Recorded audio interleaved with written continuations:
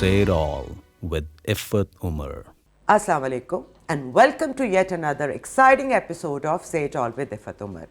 आज जिस खातून से मैं आपको मिलवा रही हूँ, ज़िंदगी में बहुत से कम ऐसे लोग होते हैं जो कोई लास्टिंग इम्पैक्ट आप पे बगैर मिले ही छोड़ जाते हैं. उनमें से एक हैं जिस शोबे से उनका ताल्लुक़ है और जिस ज़माने में वो इस शोबे से मुंसलिक हैं, ये काम किसी आम इंसान का काम रहा ही नहीं. बहुत नर्व्स, बहुत हिम्मत और बहुत कन्विक्शन की ज़रूरत होती हैं. और ख़ातून होते हुए जिस दिलेरी से और जिस सच्चाई पे कायम रह के वो ये काम कर रही हैं, वो मेरी तरह बहुत सारी ख़वातीन के लिए एक एग्ज़ाम्पल हैं. जी हाँ, मैं बात कर रही हूँ वन एंड ओनली आसमा शिराजी की. अस्सलाम वालेकुम आसमा. वालेकुम अस्सलाम इफ़त, क्या हाल है आपका? आप बताइए. मुझे पता है आप बहुत मसरूफ़ हैं, but thank you so much कि आपने मेरे लिए टाइम निकाला. और मेरा वाकई दिल से आपसे बैठ के इस तरह बात करने का बहुत दिल था. बहुत शुक्रिया. प्रोफेशनली तो हम मिलते रहे हैं बहुत दफ़ा, लेकिन हमने कभी हार्ट टू हार्ट नहीं. बहुत शुक्रिया. और मैं आपको पता है कि डिजिटल स्पेस बहुत कम इस्तेमाल करती हूँ, लेकिन मेरे लिए भी एक स्टार मोमेंट है कि मैं एक स्टार के सामने हूँ और स्टार से मिल रही हूँ. तो मेरे लिए भी बड़ा. और इफ़त, जो आपने बात की है कि जिस बहादुरी के साथ आपने ख़ुद भी, और मैं ख्याल है कि ये कहते हैं ना, जिस दौर में जीना मुश्किल हो उस दौर में जीना लाजिम है. वो वाली सूरत हाल है कि जिस दौर में वाकई बोलना मुश्किल हो उस दौर में बोलना लाजिम है. तो आप भी बोलती रही हैं. तो मैं तो आपकी बहुत फ़ैन हूँ, मद्दाह हूँ आपकी कि आप बहादुर खातून हैं. और ये मेरे लिए बहुत बड़ा कॉम्प्लीमेंट है, सीरियसली. चले आसमा, थोड़ा सा बचपन से शुरू करते हैं. How was your childhood? घर का माहौल कैसा था? क्या पढ़ाई की और यहाँ तक कैसे पहुँचे? इफ़त, जब हम बचपन की बात करते हैं ना, तो खैर मैं तो बिल्कुल वापस चली जाती हूँ उस दौर में जब मैं बहुत छोटी थी. मेरे वालिदैन, मेरी वालिदा हयात है, मेरे वालिद अब हयात नहीं हैं, मगर अब्बू का, अम्मी का छोटा सा हमारा घर, हम चारों बहन भाई एक छत के नीचे, और अम्मा अब्बा का एक आइडियल फैमिली जैसे होती है माशाल्लाह. और मैं इस्लामाबाद में पैदा हुई थी. मेरा बचपन ज़्यादा, बल्कि बहुत ज़्यादा यहाँ गुज़रा. थोड़ा सा वक्त मेरा गांव में भी गुज़रा, चूँकि मेरी वालिदा कुछ अर्सा वहाँ पे उन्होंने, चूँकि टीचर थी तो उन्होंने काम किया. अच्छा. और ये कौन सा गांव था? ये वैसे ननिहाल का गांव जो है वो सरगोदा साइड पे है. मेरे ददिहाल जो है वो सियालकोट के हैं, मगर ये कि अम्मी का थोड़ा सा वक्त वहाँ पे गुजरा. वहाँ पे सरगोदा सिटी में पढ़ाती थी. तो अब वो हमारा जो वो जो गांव की छाप है ना, वो मेरे ऊपर शायद सब बहन भाइयों में से ज़्यादा मेरे ऊपर ज़्यादा लगी है. आपकी एज उस ब्रैकेट में मैंने थी बहुत तब? इंजॉय किया उस टाइम को. यानी मैंने बंटे खेले, मैंने पतंगे उड़ाई, मैं खेतों में भागी, मैं अपने अपनी दोस्तों के साथ जो पानी की जो गुजरगाहें थीं उनके अंदर मैंने मज़ा किया. यानी मैंने अपना एक आवारा बचपन जिसे कहना चाहिए ना, जिस आज़ाद बचपन जिसमें कि खुल के खेलने की, खुल के सोचने की, परवाज़ करने की जितनी आपके पास दस्तयाब गुंजाइश थी वो आपने इंजॉय की. छतों पे भागना के वो आपको, चूँकि मैं थोड़ा माई मुंडा थी तो लगता तो नहीं. पहले बहुत थी ये. बाद में फिर कॉलेज में जो है वो फिर मैंने हिजाब किया. उससे पहले बिल्कुल मुख्तलिफ लाइफ थी. यानी बाल कटे हुए हैं, छोटे छोटे लड़कों के कपड़े पहन रहे हैं, उसी तरह से घूम रहे हैं. अब्बा के लाडले हैं तो कोई कतगन नहीं है उस तरह की. तो वो एक तरह से वो सारी चीज़ें जो थी वो मैंने फिर भरपूर इंजॉय की. फिर जो शहर की ज़िंदगी है उसमें थोड़ी कंट्रोल्ड इन्वायरमेंट थी. मैंने देखा, मैं पैदा यहीं पे हुई और बचपन का वक्त वहाँ पे, फिर वापस यहाँ पे यानी स्कूल में ही हम वापस इधर जब मैं आई तो उसमें भी मुझे जो है ना वो एक कंट्रोल्ड इन्वायरमेंट, जो सिटी की एक इन्वायरमेंट होती है जिसमें कि आपको एक वक्त होता है, इसमें आपने पढ़ना है, इसमें आपने स्कूल जाना है, इसमें आपने जाके होमवर्क करना है, इसमें आपके 1-1.5 घंटा है जिसमें कि आपने अपने दोस्तों के साथ खेलना है. और इस्लामाबाद जो कि एक टिपिकल इस्लामाबाद, छोटा सा 3-4 सेक्टर्स. तो यानी मैं आपसे 80s की बात कर रही हूँ. जब हम छोटे थे तो उस वक्त की बात है, यानी 84, 85, 86 ये वो दौर है जिसमें कि हम 6-7 बरस के, 8 बरस के, 9 बरस के, इस तरह की उम्र में. और भरपूर इस्लामाबाद भी इंजॉय किया. मगर वो जो एक इंडिपेंडेंस थी ना, आई थिंक वो उम्र भी फिर ऐसी आ जाती है जहाँ पेरेंट्स आपके ज़्यादा कंसर्न्ड होते हैं, फ्यूचर क्या होगा, फिर लड़की बड़ी होना शुरू हो तो हमारा मुश्किल हो जाता है पेरेंट्स के लिए. तो घर का माहौल जो था ना वो मजहबी भी था کیونکہ ظاہر ہے سید فیملی ہے اور اس طرح سے. اور اس کے ساتھ ساتھ مگر میرے والد بہت ماڈرن مذہبی ہونے کا تو آسما یہ مطلب نہیں ہے کہ آپ ہاں بالکل. تو میرے والد روشن خیال تھے. میری والدہ بھی ظاہر ہے بچیوں کی ایجوکیشن پہ وہ خود بھی جاب کرتی تھیں, ان کا ایک اپنا وہ تھا. والد میرے جو تھے وہ اور والدہ دونوں ان کا یہ تھا کہ اور کوئی ہمارے پاس ایکٹیویٹیز نہیں ہوتی تھی, ہم نے کھیلنا ہے یا ہم نے پڑھنا ہے. تو ہمارے گھر کے سامنے ہی نیشنل لائبریری تھوڑے سے فاصلے کے ساتھ, تو ابو کے ساتھ وہاں جانا, کتابیں ایشو کروانا. پھر جمعرات جمعے کی چھٹی ہوتی تھی, والد جو تھے وہ نیشنل لائبریری سے آتے ہوئے کتابیں لے آتے تھے تو وہ پڑھنا. تو ہم نے وہ کہتے تھے پڑھیں آپ, جو بھی اسٹارٹ کریں کوئی بھی چیز پڑھیں. تو ہم ان کو جیسے نسیم حجازی بھی ہمیں انہوں نے پڑھوایا ہے, احمد فراز بھی پڑھا ہے, فیض احمد فیض 7ویں جماعت میں ہم نے نسخہ وفا جو ہے وہ میں نے پڑھ لیا, سمجھ نہیں آیا مگر پڑھا. تو ہر بچے سے پوچھتے تھے آپ کو شاعری کی کتاب چاہیے, آپ کو دوسری کتاب چاہیے, آپ کو ناول چاہیے. تو ہم بہن بھائی لڑا کرتے تھے. ابھی حال ہی میں میرے کچھ عرصہ پہلے بھائی کا انتقال ہوا, تو وہ ان کی جو پڑھنے کی ہیبٹ تھی نا کتاب کی, تو اور اب وہ موبائل پہ پڑھتے تھے, وہ آخری دن تک ان کی وہ ہیبٹ رہی کہ وہ پڑھتے تھے. تو مطلب وہ ایک پڑھنے لکھنے کی طرف زیادہ گھر کا جو ماحول تھا وہ رہا. تو یہی ہابی تھی, یہی مشغلہ تھا, یہی سب کچھ ہم کرتے تھے. How you came into journalism? Journalism پہلا کریئر آپ کا کیا تھا؟ میں نے ویسے تو کالج کے زمانے سے ریڈیو شروع کر دیا تھا, کیونکہ ڈیبیٹنگ میں تھے, اور ڈیبیٹنگ میں بھی میں بہت اسلام آباد کے حلقوں میں بہت سے لوگ جانتے ہیں کہ میں بہت اچھی ڈیبیٹر یوں تھی کہ میں ہمیشہ پرائز لیتی تھی. بیت بازی, مکالمہ, مذاکرہ, مضمون نویسی میں میرے مجھے پرائز ملے. تو کو کریکولم بہت زیادہ ہمارے ہاں اس وقت ہوتا تھا, چونکہ سارے کالجی اسکولی سرکاری ہوتے تھے تو کوئی ایسی وہ بھی نہیں تھی. اب تو بہت پرائیویٹ سکولز ہیں, لیکن وہ کوالٹی ایجوکیشن نہیں ہے جو کہ ہمارے زمانے میں. ہماری جگہ ہم تو آپ سے بھی پہلے کے ہیں, ہمیں پڑھنے کی بہت عادت تھی, کیونکہ اور کچھ تھا نہیں. اب جو یہ ہاتھ میں گیجٹ آ گیا, ہمیں تو چلانا بھی نہیں آتا. بالکل, ہم عمران سیریز پڑھتے تھے, پھر ہم نے عمران سیریز بھگتی بھی. تو ہمارے گھر میں مطلب میرے بھائی کو بہت شوق تھا, اس کی وجہ سے ہم بھی عمران, اچھا اس نے جرنلزم میں بڑی, مجھے تو لگتا ہے بڑا ہیلپ آؤٹ کیا, کیونکہ وہ جو ایک تجسس, وہ انسپیکٹر اشتیاق کے وہ ہون کہانیاں یا وہ ساری جو تھی نا, اس سے آپ کے تجسس اور آپ کے شک کا جو یہاں سے جرنلزم کا پہلا اصول ہے کہ آپ سٹوری شروع کرنے سے پہلے آپ کو شبہ ہوتا ہے, شبے سے آپ شروع کرتے ہیں, یقین تک پہنچتے ہیں. اینڈ اگین پڑھنے سے یہ ہوتا ہے کہ ویژول نہیں ہے نا, تو ویژول آپ یہاں بناتے ہیں, امیج بناتے تو آپ کا وہ بہت ایکسپینڈ ہوتا ہے, آپ کا ویژن بہت ایکسپینڈ ہوتا ہے. ایگزیکٹلی, بالکل. تو وہ پھر جو جرنلزم تھی وہ پھر ریڈیو سے شروع کیا, ایف ایم شروع کیا, پھر یونیورسٹی میں آئے تو میں پنجاب یونیورسٹی لاہور چلی گئی, وہاں سے واپس آئی, ماسٹرز میں نے پولیٹیکل سائنس میں کیا, تو پھر پی ٹی وی میں جاب ہو گئی. پھر تھوڑا عرصہ میں نے اخبار بھی کیا, پھر اخبار کا میگزین بھی نکالا.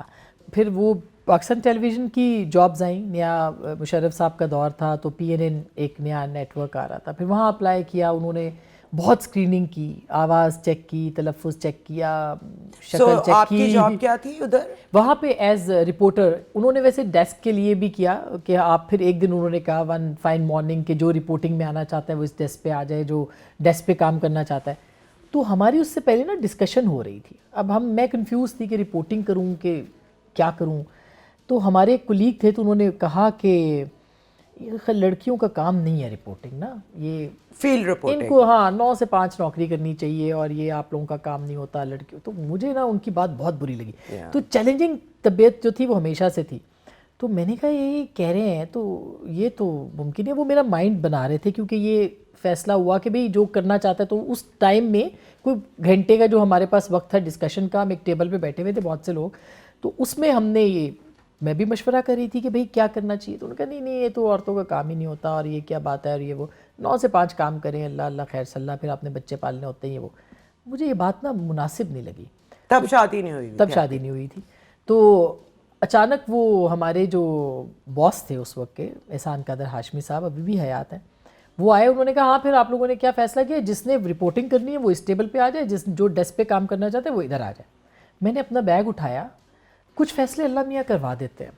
میں نے اپنا بیگ اٹھایا اور میں رپورٹنگ والے اس پہ چلی گئی, اور میں نے پہلی اسائنمنٹ ان کو کہا کہ جی میں کروں گی یہ جو ویمن پولیس اسٹیشنز ہیں ان کے اوپر میں کام کروں گی. تو نئے نئے اس وقت بی بی کے زمانے میں ہو چکے تھے لیکن آپریٹو نہیں تھے, اور ان کے اوپر اتنا کہ کتنے مقدمے ہوتے ہیں, کتنی عورتیں جاتی ہیں, وہ سارا مجھے انہوں نے کہا کہ ٹھیک ہے آپ کریں, اسپیشل انویسٹیگیٹو سٹوری کریں. میں چلی گئی اور میں وہاں پہ گئی جب, تو وہاں پہ وہ کوئی آٹا گوندھ رہا ہے ویمن پولیس اسٹیشن میں, کوئی G7 میں اس دن بھی بلکہ کچھ عرصہ پہلے گئی جب مارنگ بلوچ آئی تھی, تو مجھے اتفاق ہوا اس کو دوبارہ دیکھنے کا, تو یادیں تازہ ہو گئیں.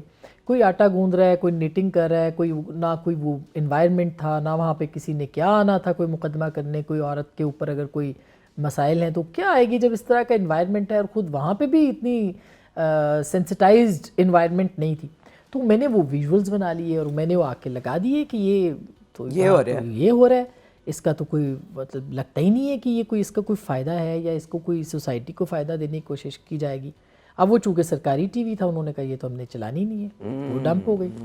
پھر اس کے بعد وہ میں نے کہا جی اچھا وہ جو پانی خراب آ رہا ہے اسلام آباد میں اس کے اوپر کام کرتے ہیں. تو وہ میں مری سے جو بھی وہ چلی, وہ جو راول ڈیم تک تھا وہ کیا, تو وہ بھی اس میں بھی سرکار انوالو تھی, وہ بھی نہیں چلی. لیکن اس سے یہ ہوا کہ 2002 تھا. اچھا یہ میں آپ کو بتاؤں کہ اس سے پہلے جیسے ہی ہم نے جوائن کیا تو ریفرینڈم آ گیا جنرل مشرف کا. اب وہ انہوں نے مجھے کہا آپ کہاں جائیں گی, تو میں نے کہا جی مجھے آپ کہیں بھی دیتے. انہوں نے کہا جی آپ چونکہ سیالکوٹ آپ کا گاؤں ہے, حالانکہ ہم کم جاتے تھے مگر پھر بھی سیالکوٹ گاؤں ہے, آپ نارووال کر لیں. میں کہا چلے ٹھیک ہے نارووال کر لیتے ہیں. شام 4 بجے تک آپ نے پہنچنا ہے. ہم نے رات 1 بجے سفر شروع کیا, ہم صبح وہاں پہنچے ٹرالیوں کے اوپر, اور اس کے اوپر وہ آگے بڑی مشکل سے, روڈ بھی خراب, ابھی بھی خراب ہیں بہت سی روڈز لیکن بہت خراب تھی. وہاں پہنچے تو کوئی فوٹ ہی نہیں ڈال رہا تھا. ہم نے فون کیا, انہوں نے مجھے فون پہ لیا وہاں سے کہ بھئی یہاں کیا صورتحال ہے. میں نے کہا جی یہاں تو کوئی صورتحال ہی نہیں ہے, یہاں تو کوئی ووٹ ڈالنے ہی نہیں آیا ہوا, یہ کس قسم کا ریفرینڈم ہے, یہاں تو کوئی نظر ہی نہیں آ رہا. انہوں نے میرا فون لائیو میں کٹ کیا کیونکہ ہم ڈی سی آفس سے فون کر رہے تھے, کیونکہ اس وقت تو موبائل نہیں تھے. بالکل. تو ہم ڈی سی آفس کے فون پہ, ان کے لینڈ لائن سے ہمیں کہا گیا کہ آپ نے فون کرنا. وہاں سے انہوں نے کہا آپ رپورٹ کر کے واپس آئیں, 4 بجے تک آپ کو سبمٹ کرانا ہے.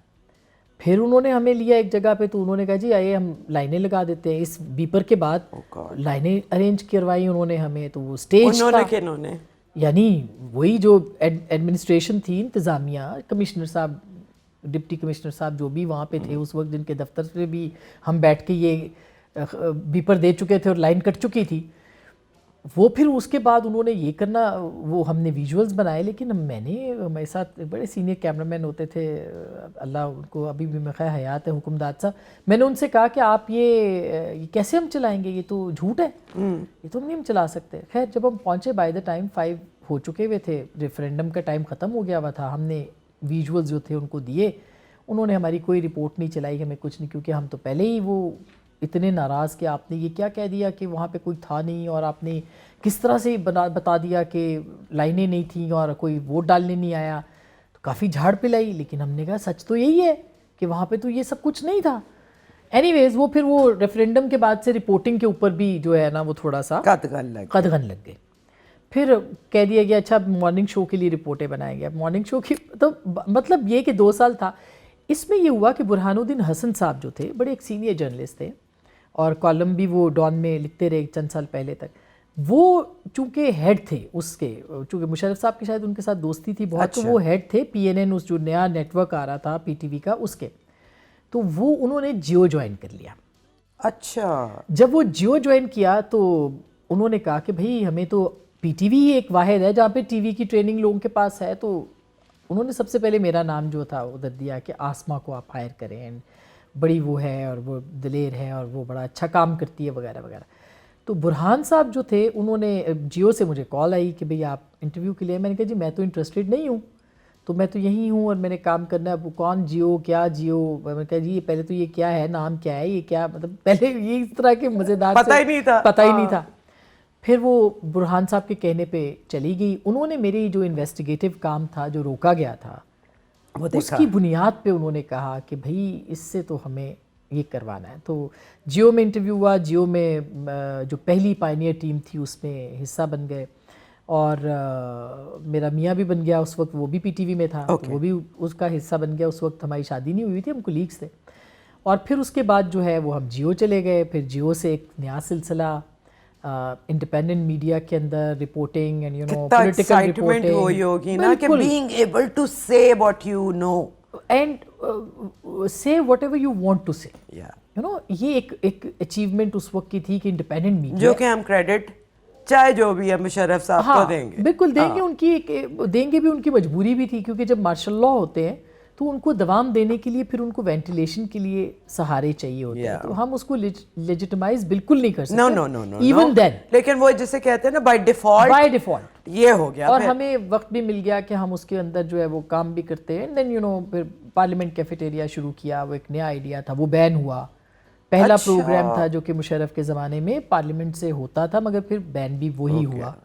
پھر اس 2006 کے اندر وہ بین ہوا. پھر اس کے بعد اور اس دوران ایجنسیوں سے تھریٹس اور فالو کرنا, اور پھر ہر طرح کی جو ایک طرح سے, کیونکہ جنرل مشرف کے دور میں ایل ایف او تھا, پھر اس کے خلاف بولتے تھے, اپنا اوپینین دیتے تھے, وہ سب چیزیں تھیں. اور پھر کرتے کرتے کرتے جوڈیشل موومنٹ آ گئی, جیو چھوڑا, اے آر وائی جوائن کیا, پھر پابندی لگ گئی. 3 نومبر کو جب ایمرجنسی امپوز ہوئی تو ہم جو 5 اینکرز جو پابندی سلاسل ہوئے یا جن پہ پابندی لگائی گئی, ایک آپ تھی, ایک میں تھی, نصرت جاوید صاحب تھے, کاشف عباسی تھے, حامد میر صاحب تھے, اور شاہد مسعود صاحب تھے. تو ہم 5 لوگوں کے اوپر 6 لوگوں پہ اس وقت پابندی لگا دی گئی. پھر یوں جو تھا یہ معاملہ آگے بڑھا, اور بھی مختلف چینلز, اور پھر یہ سلسلہ. اچھا, پھر یہ بڑا دلچسپ ہے, عفت کے بیچ میں جو دور تھا اس میں بڑی عجیب قسم کے آپ کو چیلنجز تھے. یعنی ایک طرف آپ کو تھریٹس آ رہے ہیں جو کہ ایجنسیز کے تھریٹس ہیں, پھر آپ کو مختلف گروپس کے, مختلف سیکٹیرین گروپس کے آپ کو وہ آپ کی طرف, ان کی طرف سے تھریٹس آتے ہیں. پھر آپ کا طالبانائزیشن شروع ہو گئی, پھر طالبان کی طرف سے تھریٹس آئے, اور یہ فیس کیے. ملالہ کا مجھے یاد ہے انٹرویو جب کیا, اس کے بعد بھی اس پہ جب اٹیک ہوا, وہ بھی اس سے پہلے بھی جب سوات آپریشن ہو رہا تھا اس وقت بھی ڈائریکٹ یعنی فون اٹھا کے تو تھریٹس آتے تھے, ہمیں فون کرتے تھے کہ آپ یہ کہنا چھوڑ دیں ورنہ ہم آپ کو نہیں چھوڑیں گے. اس طرح کی صاف, یعنی مجھے آج بھی یاد ہے عزت خان صاحب, وہ تو مار دیے گئے بعد میں, لیکن ان کا فون آیا اور انہوں نے مجھے کہا کہ آپ یہ باز آ جائیں اس سے جو آپ طالبان کو چیلنج کرتی ہیں, ہمیں ڈائریکٹ آپ جو ہے وہ ہم پہ اٹیک کرتے ہیں. میں نے کہا جی انڈائریکٹ اٹیک کیا ہوتا ہے, آئی مین آپ وہاں پہ سوات میں یہ سب چل رہا ہے تو ہمیں تو رپورٹ کرنا ہے, ہم جو بھی ہے. لیکن ڈائریکٹ تھریٹس جو تھے وہ بھی اس وقت جو تھے وہ کیے. تو یہ ہم نے سارے ادوار دیکھے ہیں. آسما, جب میں ایک خاتون ہوتے ہوئے سوچتی ہوں اگر مجھے کوئی ایسی کال آ جائے, اللہ کا شکر ہے آج تک کال ایسی کیوں آئے گی, I am not a journalist, لیکن کل سے مزمل کے ساتھ جو واقعہ ہوا میں اتنا ڈر گئی ہوں کہ اینی بڈی کین, اگر آپ کی کوئی بات انہیں پسند نہیں ہے تو ایک لائسنس ہے اب ہر ایک کے پاس آ گیا. Any way, how did you handle it? دیکھیے اس وقت نا, ایک تو یہ جو جرنلزم ہے نا یہ پیشن کے بغیر نہیں ہوتی, اور پھر اگر اس کے اندر نظریہ بھی ہو, یعنی نظریے کا مطلب یہ ہے کہ we are party to democracy, we are party to constitution, we are party to human rights, we are party to freedom of expression.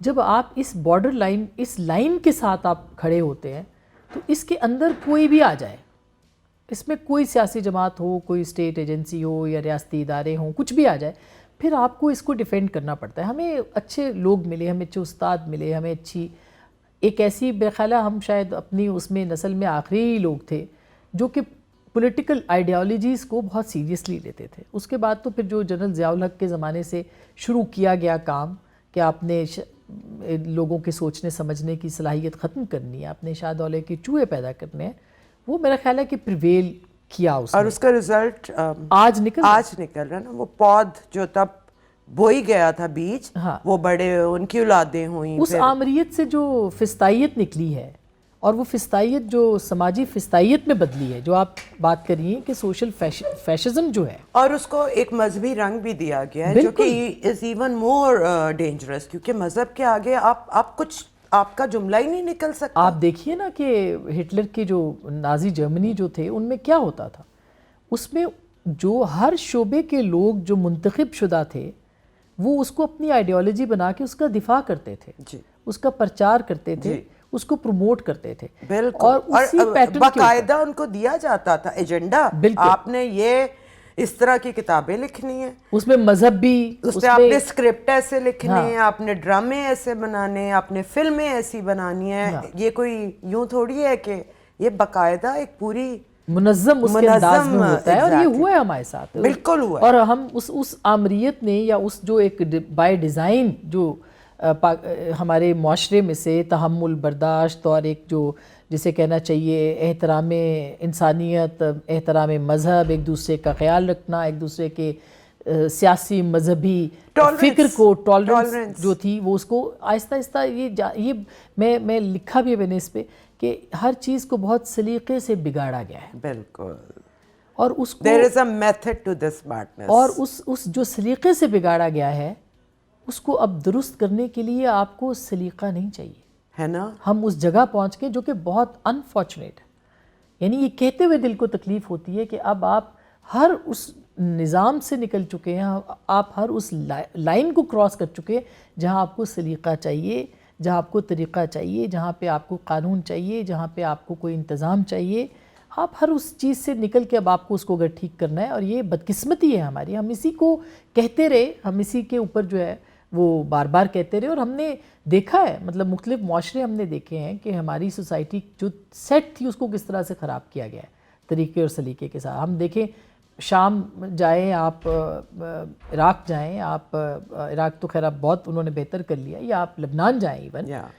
میں تو وار بھی کور کی ہے, مجھے بہت کلوزلی آبزرو کرنے کا ان کی سوسائٹی کو کیا, حریت پسندی ادھر موجود ہے, لیکن بہرحال کسی طریقے سے اس پورے نظام کو جو ہے وہ بگاڑا گیا, اور وہاں پہ کیوس جو ہے وہ پرماننٹ کیوس جو ہے وہ اس کا حصہ بنا ہے. جیسے ہمارے ہاں پچھلے 10 سال سے کم از کم جو ہے وہ پرماننٹ کیوس ہے جو ہمارے معاشرے کو کھا رہا ہے, اور جس کو ہم بے یقینی کہتے ہیں, وہ اصل میں اس کو ہم کہیں گے مستقل جو افراتفری ہے, اس کو پنپا گیا ہے, یا اس کو پروموٹ کیا گیا ہے, یا اس کی پرورش کی گئی ہے, اور اس کی عادت بھی ڈالتی کی. Every day you need a new پھٹا. ہاں بالکل بالکل. لوگوں کو جیسے بھوک پڑ گئی ہے, اس کی کوئی تماشا ہونا چاہیے, کوئی تماشا ہونا چاہیے. عادی کر دیا لوگوں کو, 7 سے 11 جو ہے وہ آپ نے ٹیون کر دیا ہے کہ آپ کو صرف ایک مخصوص قسم کی چیز چاہیے, مخصوص قسم کے افکار کے ساتھ بیٹھ کے آپ بات کریں, ورنہ کوئی ایکسیپٹنس نہیں ہے. اور یہ بہت طریقے سے یوں کیا گیا ہے کہ باقاعدہ ریاست نے پشت پناہی کی اس کی. ریاست نے ایسے تمام گروہوں کو, ایسے تمام سیاسی گروہوں کو بھی, ایون میں تو ان کو جماعت سے زیادہ گروہ مانتی ہوں, بالکل صحیح کہہ رہی ہیں, ان سیاسی گروہوں کو, ان پریشر گروپس کو ایسے بنایا ہے.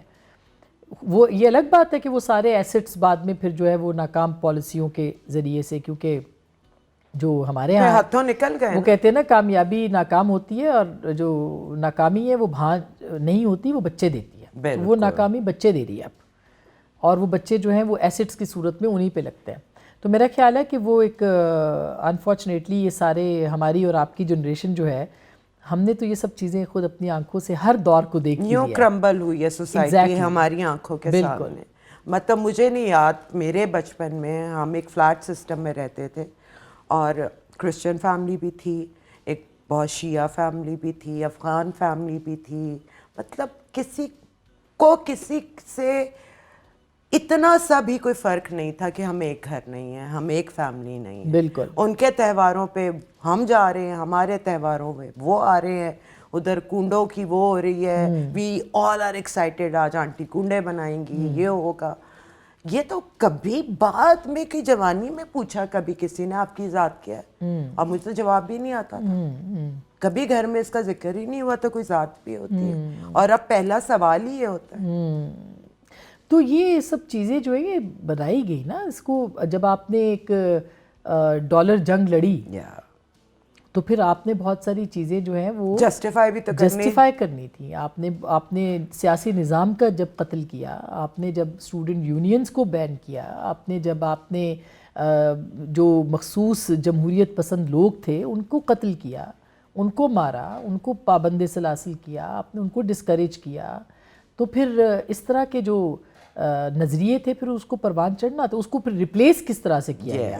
ان کو ان سارے جو ایک فیک قسم کے جو مصنوعی خیالات تھے ان سب نے, اب جیسے مصنوعی ذہانت ہے ہمارے ہاں جس کا استعمال بھی ہو رہا ہے, اس طرح کے مصنوعی نظریات نے پہلے سوسائٹی کو کیپچر کیا. آپ نے گریٹنس کی الوژن دے دی نا, ہم گریٹ ہیں, پتہ نہیں کیوں ہیں, بس بتا دیا کہ گریٹ ہیں, ایوری بڈی تھنکس. ایک قسم کا نیشنلزم اور ایک مذہب کا سیاسی استعمال, اور پھر جس طرح سے جو کہ ہر پارٹی نے کیا ہے, ہر پارٹی نے بھی کیا ہے, اور انفارچونیٹلی ریاست کے زیر دست یہ سب کچھ ہوا ہے. ریاست نے یہ سب کچھ کیا ہے کہ آپ نے جینون پولیٹیکل پارٹیز کو یا آپ نے ان کو بند کیا, پابند کیا, یا بدنام کیا, ڈی فیم کیا.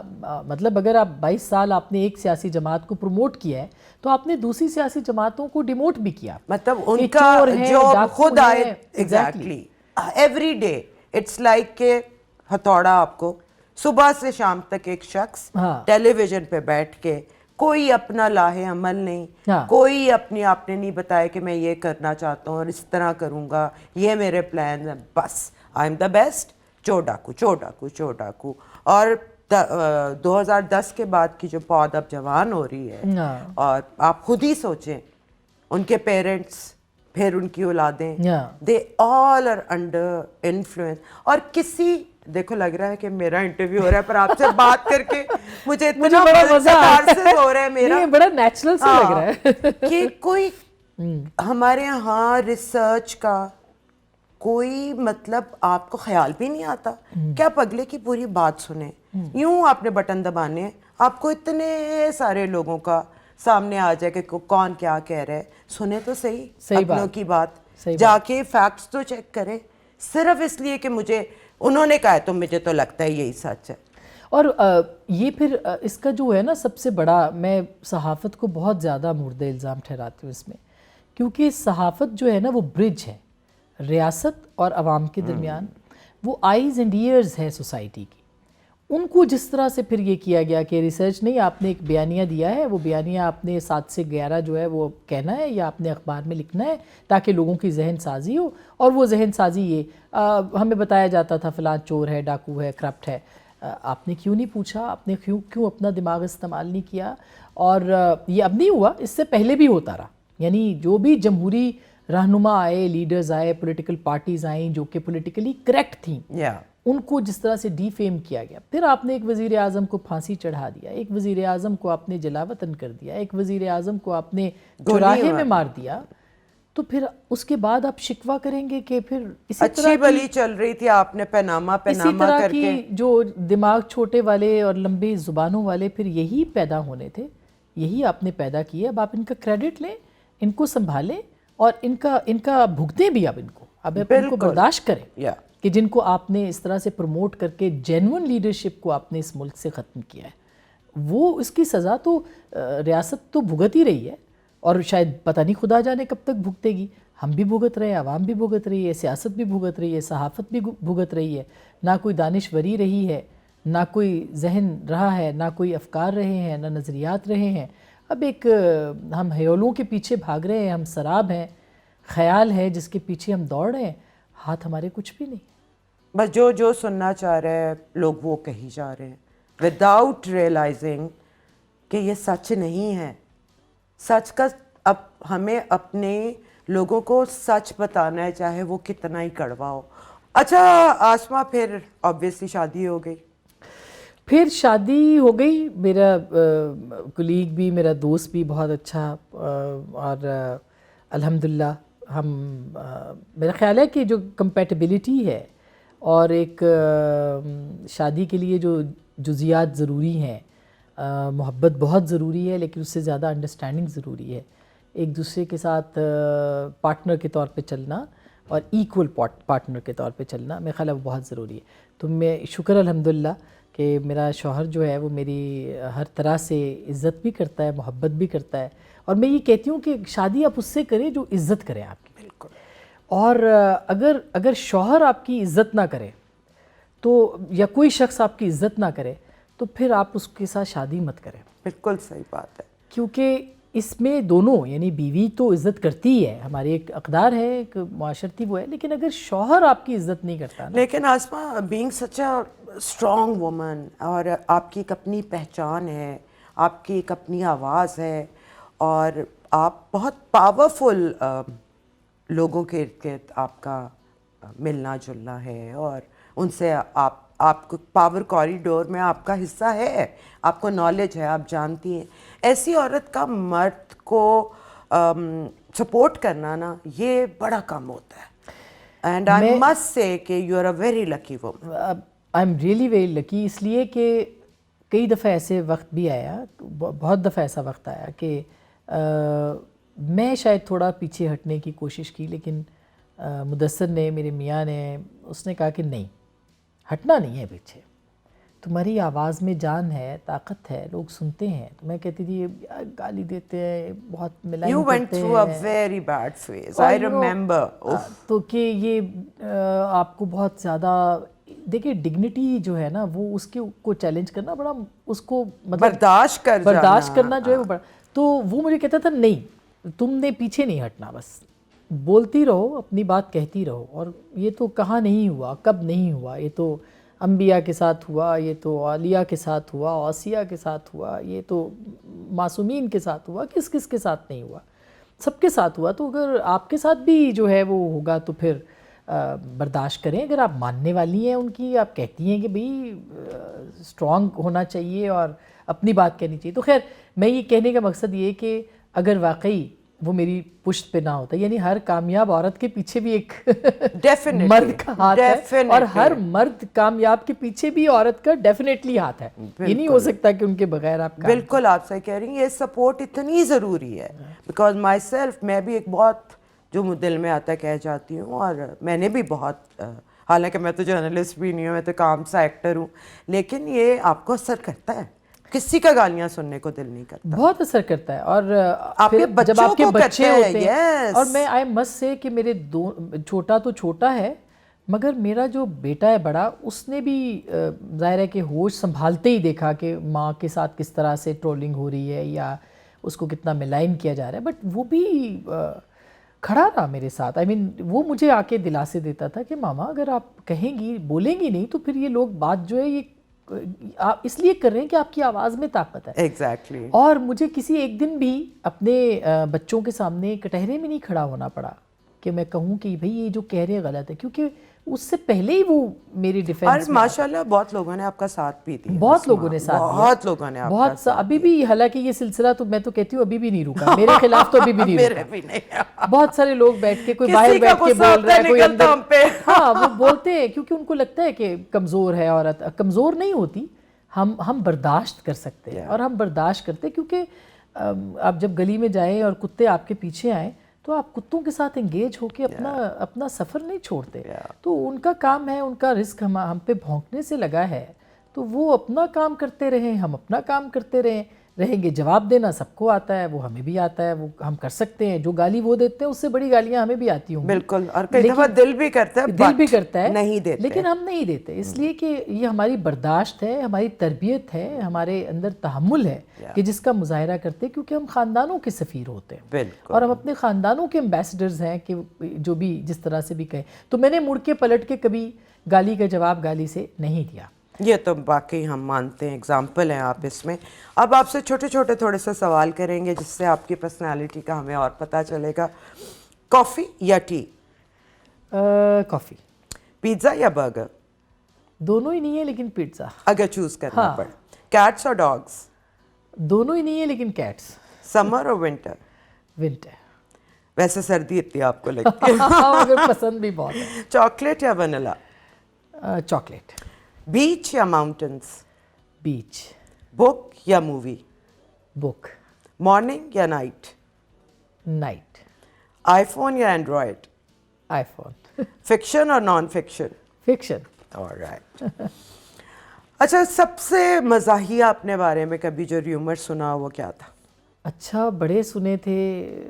کسی نے کہا اریسٹ ہو جائے گی, کسی نے کہا اس طرح کے ریومرز. ہمارے تو اسی طرح کے ریومرز. کس بات پہ اریسٹ ہو جائے گی؟ بہت سارے, کہ خان صاحب کا دور جب تھا تو ہر روز کچھ نہ کچھ چلا دیتے تھے کہ یہ اریسٹ ہونے والی ہیں ان کے, یا اس طرح کی بہت ساری ریومرز تھیں. لیکن فنی کوئی ریومر مجھے اپنے بارے میں نے نہیں سنی. آپ کو سی آئی اے کا ایجنٹ بہت, یہ نہیں کہا؟ بلیک واٹر, سی آئی اے کا ایجنٹ, ڈالر آتے ہیں اس کو. بہت. یہ تو خیر لفافہ, اور یہ تو ساری نارمل سی باتیں اب ہو گئی. انہوں نے اتنا نارملائز کر دیا اس کو کہ اب اس میں بھی جان نہیں رہی. کوئی ایسی کتاب جس سے زندگی میں واقعی انفلوئنس کیا ہو؟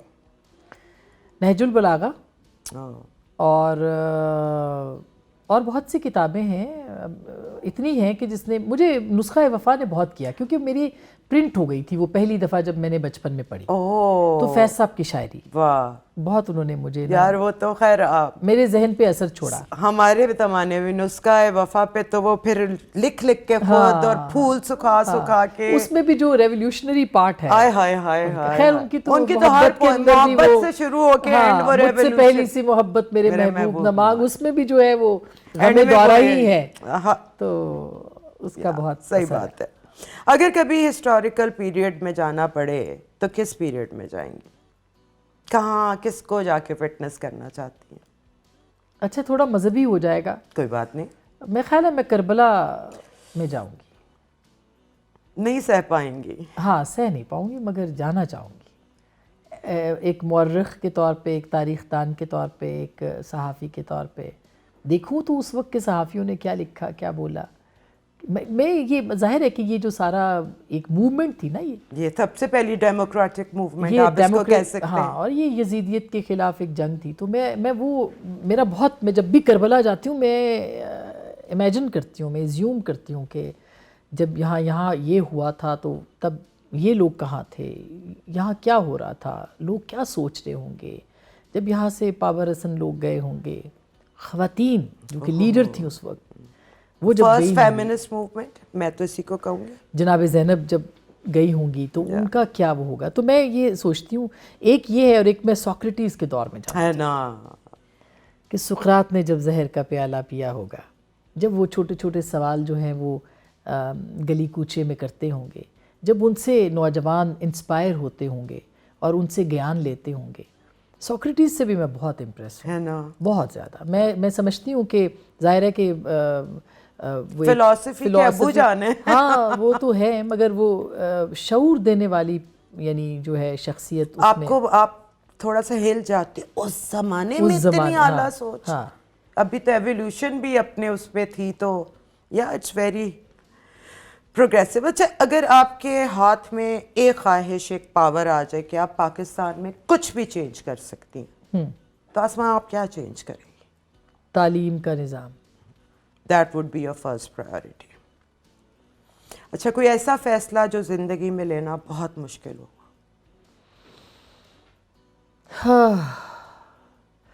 کوئی فیصلہ میرے لیے مشکل نہیں تھا، لیکن عفت ہر ہفتے جب میں بی بی سی کے لیے کالم لکھتی تھی، وہ ہر ہفتہ میرے لیے بڑا مشکل ہوتا تھا۔ قلم اٹھانا بڑا مشکل ہوتا ہے، بڑی ذمہ اس کا داری پہلا ہے، لفظ لکھنا جو ہے وہ اس سے بھی زیادہ مشکل ہوتا ہے۔ جیسے پہلا بارش کا قطرہ ہم کہانی پڑھتے تھے، وہ تگ و دو کرتا ہے، جد و جہد کرتا ہے، پھر وہ گرتا ہے اس کے پیچھے۔ اسی طرح سے قلم کا جو پہلا لفظ ہوتا ہے لکھنا، جب آپ تحریر کرتے ہیں کچھ بھی، وہ بڑا مشکل ہوتا ہے، لیکن اس کے بعد پھر وہ روانی آتی ہے، پھر آپ کے نظریات جو ہیں وہ تحریر کی صورت میں سامنے آتے ہیں، تو وہ میرے لیے وہ ہمیشہ سے مشکل رہا ہے، ہمیشہ سے۔ اور آپ نے تو کتابیں بھی لکھ ڈالی۔ اب میں انہی کالمز کے اوپر جو ہے وہ دور، میرا خیال ہے یہ جو جبر کا دور ہوتا ہے اور ظلم کا دور ہوتا ہے، یا آمریتوں کا دور ہوتا ہے، یا کوئی بھی استبداد کا دور ہو، یہ لکھنے والوں کے لیے، یہ سوچنے والوں کے لیے یہ نہ ہو تو ان کی پرورش نہیں ہو سکتی، ان کے قلم کی پرورش نہیں ہو سکتی، تو اس کو بھی ایک بلیسنگ کے طور پہ لینا چاہیے۔ میں تو ان ساری قوتوں شاہکار کو بنتے ہی تب ہیں اس میں جب آپ اپنی اس کے اندر فرسٹریشن میں دب کے جب پھٹتے ہو نا، پھر کوئی فن پارا بنتا ہے۔ بالکل۔ اچھا، زندگی میں آپ بڑے ہوتے ہوئے آپ کے بڑے بلیفس ہوتے ہیں، بڑے آئیڈیلز ہوتے ہیں، لیکن دین ون ڈے یو ریئلائز کہ یار یہ میں غلط سوچتا تھا۔ کوئی ایسا آئیڈیل، کوئی ایسا بلیف؟ وہ ایک زردائی صاحب کا جملہ بڑا وہ ہے نا، ایسا دل ہی نہیں رکھتے جو ٹوٹ جاتا ہے، تو ہم ایسے نظریات اور ایسی شخصیات ہی نہیں رکھتے جن سے بعد میں کبھی کوئی ڈس اپوائنٹمنٹ ہوئی اور دل ہوا کہ یار میں کیا سوچتی تھی اور یہ کیا نکل آئے؟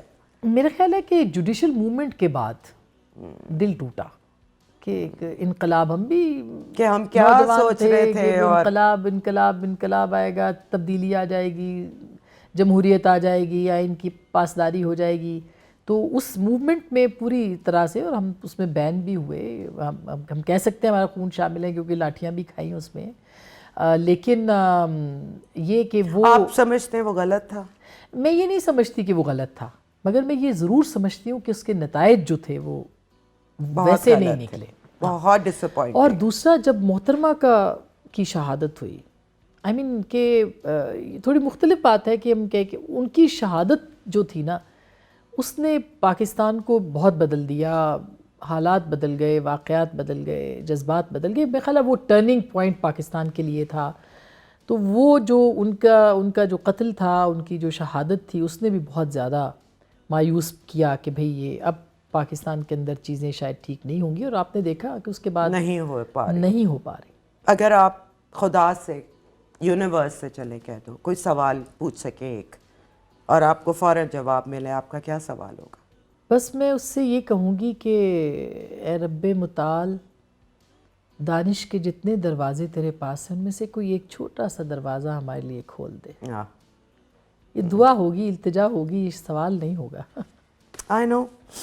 اچھا جی، اگر آپ کے ہاتھ میں پاور ہے، آپ نے لگانا ہے پورے پاکستان میں کون ہمارا پرائم منسٹر ہے، کون پریزیڈنٹ ہے، منسٹرز آپ نے چوز کرنے ہیں، فٹافٹ بتائیں پرائم منسٹر آپ کس کو بنائیں گے؟ میرا تو خیال ہے کہ اس وقت تو مجھے نہیں لگتا کہ کسی کو بھی بناؤں گی. اگر چلے بنانا ہی ہے، چلے خان صاحب کو بنا دیں گے. اوکے. پریزیڈنٹ کسے بنائیں گے؟ میں نے جس غیر سنجیدگی سے جواب دیے آپ اس کو سمجھ سکتی ہیں. نہیں، آپ مجھے سیریس بتائیں، واقعی آپ کے ذہن میں آتا ہے right now who is the most suitable? میں کسی نوجوان کو بناؤں گی. لائک کوئی بھی ہو سکتا ہے، بلاول صاحب ہو سکتے ہیں، آصفہ ہو سکتی ہیں، مریم ہو سکتی ہیں، ایون خان صاحب کی جوان کوئی قیادت ہو ان کی جماعت میں وہ بھی ہو سکتی ہیں، بیرسٹر گوہر ہو سکتے ہیں. اچھا، وہ نوجوان تو نہیں ہے مگر چلیں اچھے ہیں وہ بہت. فارن افیئرز کا منسٹر؟ فارن افیئرز کا Hina Rabbani. Human rights Sherry Rehman. Minister education? You can choose any one by the way. Education بڑا مشکل سوال کر دیا آپ نے، یا میں پھنس گئی ہوں کیونکہ 4-5 نام ہیں جن میں سے ہم کہہ سکتے ہیں کوئی ایک ہو سکتا ہے. میں دوں آئیڈیا ایک؟ ہاں دے. پروفیسر ہود بھائی. ہاں ہود بھائی، بالکل بالکل بالکل. Minister of defence? بس نہ ہی لگے تو بہتر ہے. ہاں جو ان کا ہے وہی کریں. Interior minister Rana Sanaullah. ٹھیک ہے. لاء منسٹر میں تو رضا ربانی صاحب کو لگاؤں یا پھر ایاز صادق صاحب بھی ہو سکتے ہیں. آپ نے جو گیون سینیریو اس میں پوچھ رہی ہیں نا، جو بھی اویلیبل ہے، کیونکہ اس کے بعد یہ نہ ہو کہ یہ نہیں وہ کر رہے ہو کہ بھئی یہ تو چاہتی ہے، مجھے کیوں نہیں لگایا، نہیں یہ تو نونی ہے، تو یہ تو پی پی ہے، تو یہ تو اس حساب سے بھی پھر بہت ساری چیزیں ہمیں زیادہ کیئرفل ہونا پڑتا ہے. آئی نو. اچھا جی، یہ ہو گیا. اب میں کچھ نام لوں گی، آپ نے ایک لائن ان کے بارے میں کہنی ہے. نصرت جاوید. بہت ذہن ان کا بہت ماشاءاللہ تاریخ یاد ہے. نجم سیٹھی صاحب انٹیلیجنٹ ہیں بہت. Talat Hussain? He is also genius. Moeed Pirzada? کس ریفرنس میں پوچھ رہی ہیں؟ بس نام لیا. میرا خیال ہے آگے چلتے ہیں. اوکے چلیں پھر ایک بہترین نام، عمران ریاض. پروپیگینڈسٹ. کامران شاہد؟ کامران از آئی مین ٹی وی پہ اچھا آتا ہے نا، بہت انٹرٹینر بھی ہے. سہیل وڑائچ؟ وڑائچ صاحب بہت اچھے لکھا رہی ہے. Muzammil Shah? Muzammil is a brain. Shahzeb Khanzada? Shahzeb is genius and politically correct. اچھا، اگر آپ کو ایک مشورہ دینا ہے، اگر آپ نے پی ایم ایل این کو دینا ہو تو آپ کا کیا مشورہ ہوگا؟ خدا کا واسطہ ہے کوئی جدید دنیا میں آئیں اور جدت کے ساتھ اپنی سیاست کا رنگ جمائیں. ان کو یہ مشورہ ہے. اور یہ جو پرانی طرح سے چلاتے رہے ہیں وہ چیزوں کو، اس میں سے نکل کے اب ایک نئی اس کے ساتھ جو ہے ڈیجیٹل دنیا کے ساتھ اپنا رابطہ بنائیں. اس کا مطلب یہ نہیں ہے ٹرولنگ کریں، لیکن کچھ پتہ نہیں ہے، وہ روایتی انداز میں جو سیاست ہے اس سے ان کو جان چھڑانے کی ضرورت ہے. اور پیپلز پارٹی کے لیے بھی یہی ہے، ان کو بھی روایتی سیاست سے نکلنا پڑے گا. ان کو آگے بڑھ کے اپنے اوریجنل جو نظریات ہیں اس پہ جانا پڑے گا، جس میں پروگریسو پالیٹکس ہے جس کی آج گنجائش بہت زیادہ ہے، اور انفارچونیٹلی انہوں نے جو کمپرومائزز ان کے اور پی ایم ایل این دونوں نے کیے ہیں اسٹیبلشمنٹس کے ساتھ وقت آنے کے ساتھ ساتھ اپنے نظریات کے اوپر، ان کو میرا خیال ہے واپس اپنے نظریات پہ جانا چاہیے. And last but not the least P T I ایک سچی بات ہے، اس میں بہت پوٹینشیل ہے سیاسی جماعت بننے کی. انفارچونیٹلی وہ ایک پریشر گروپ بن گئی ہے. تو سیاسی جماعت بنے، لوگوں کی بڑی ان سے امیدیں ہیں. وہ چاہیں تو ان تمام ذہنوں کو جو کہ ایک پریشر گروپ کے زیر تحت ہے، ایک کلٹ بن چکے ہیں، ان کو پولیٹیکلی موٹیویٹ کر کے اس ملک کے لیے سرمایہ اور اثاثہ بنا سکتے ہیں، لیکن اگر وہ چاہیں تو. اچھا جی، میاں صاحب کے لیے آپ کیا مشورہ دینا چاہیں گے؟ میاں صاحب کو سیاستدان تو وہ ہیں، اب اسٹیٹسمین کا کردار جو ہے وہ ادا کرنا چاہیے، اور بھرپور سیاست عمر کی قید نہیں ہوتی اس میں کہ آپ چونکہ آپ کی عمر اب زیادہ ہو گئی ہے تو آپ نے پالیٹکس نہیں کرنی، ان کو پالیٹکس کرنی چاہیے. مجھے لگتا ہے ان کا دل ٹوٹ گیا ہے. دیکھیے سیاست میں دل کا کوئی تعلق نہیں ہوتا، ہم ایسا دل ہی نہیں رکھتے جو ٹوٹ جائے. ان کے بارے میں کیا کہنا چاہیے؟ زردائی صاحب، میرا خیال ہے کہ بہت کم پاکستان میں ایسے سیاستدان ہیں جن کے بارے میں بڑی کیمپینز چلی ہیں، بڑا ان کو ملائن کیا گیا ہے، مگر ان کی پولیٹیکل جو کریئر ہے اس کا ایک انڈیپینڈنٹ جائزہ لینا بڑا ضروری ہے کہ انہوں نے بڑی استقامت کے ساتھ اپنی وائف کے ساتھ وہ کھڑے رہے، سیاست کے ساتھ کھڑے رہے ہیں، اور کسی طور پارٹی جو ہے انہوں نے اپنی بچائی بھی محترمہ کی شہادت کے بعد. تو یہ ان کا کریڈٹ ہے کہ انہوں نے سیاست کے وہ بڑے کھلاڑی ہیں، ان سے بڑا سیاست کا کھلاڑی جو ہے. ہی از مائی فیوریٹ پولیٹیشین. وہ یہ بھی نظر اور نہیں میاں آتا. صاحب بھی بڑی گریس سے انہوں نے اپنی پالیٹکس کی. بالکل. بلاول کو میرا خیال ہے کہ بہت زیادہ عوام میں جانے کی ضرورت ہے. جو عوام کے ساتھ روٹس بھٹو صاحب کی اور بی بی کی تھیں، ان روٹس کے ساتھ ان کو جڑنے کی ضرورت ہے.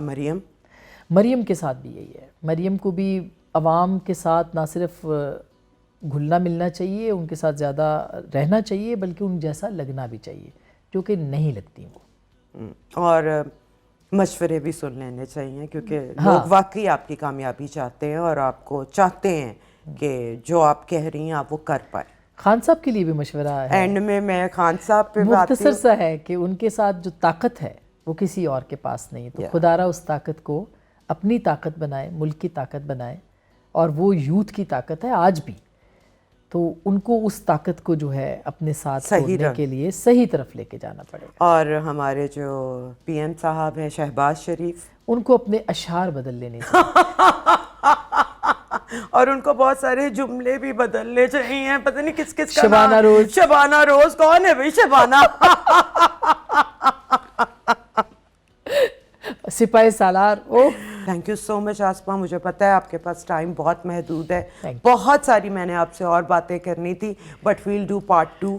اور میں نے جلدی اس کو شارٹ کویسچنز میں اس لیے تبدیل کیا کہ اس سے بڑا کچھ پتہ چل جاتا ہے انسان کے بارے میں. اینڈ بہت مزہ آیا، مجھے خود بہت مزہ آیا ہے Iffat. Thank you so much. And I hope کہ اگلی دفعہ جب آپ لاہور آئیں گی مجھے آپ دوبارہ ٹائم دیں. بالکل 100%. بہت شکریہ. تھینک یو سو مچ. اس کے ساتھ ہی مجھے اجازت ہے. بہت جلد میں آپ کی خدمت میں دوبارہ حاضر ہوں گی. خدا حافظ. Say it all with Iffat Umar.